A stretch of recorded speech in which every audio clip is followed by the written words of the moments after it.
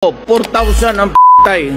And what about it? Tignan mo sa likod, kung hindi kayo mga torpe, kung ilang bata, rape, ilang pamilya na ngayon, ubusin niya may sariling tatay na.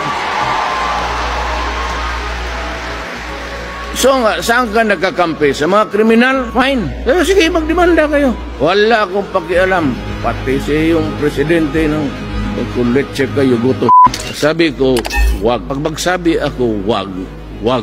Kasi kung talagang makapabuti yan, bibigyan ko pakiutunilada. Because siya, bakit si Duterte ang mga mahirap? Because siya is a commodity for the poor. Ang mga mayaman, cane. But cane comes from opium, ipape, which is organic. Tinanim ba? Itong yabo is a mixture of chemicals. Ang tubig ginagamit niya, tubig ng baterya, yung pang-start mo. Kaya pag yan ang inihit, pumunta sa utak, yan, maging go. Sinadya talaga yan ng Diyos na malaki ang puso mo para tumanggap ng 1 more or 2, 3 more loves in your life.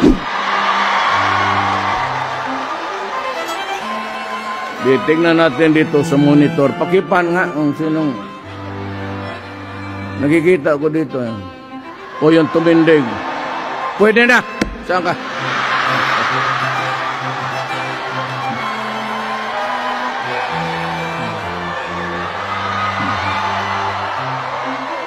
Umuwi ka na sa bahay. Mag-impake ka na para sa bahay. May asawa ka? May asawa ka? Wala. Huwag yung asawa, mapatay tayo niya. Karaming dalaga, bakit ka maghanap ng... Sa lahat ng masasama, pati mga at huwag ninyong galawin yung maliit na tao. Kasi yan ang mga kawawa, walang kilalang kumpadre, congressman, mayor, gobernador, o pulis, o military. Wala yan sila. Kaya pag ginalaw mo, linulunok na lang. At nakita ko yun nung 23 years ako mayor sa Davao. Kaya ang Davao na ayos ko. At kung anong pinagsasabi ko ngayon, nangyayari sa Davao. Kayong taga Davao, alam ninyo yan. Sabi ko nga, ako ay sa gobyerno. Ang gusto ko lang, we are government workers. Dapat kami ang empleyado. Ngayon, kayo yung amo namin. Yan ang totoo. Saan niyo kinukuha yung sweldo? It is a taxpayer.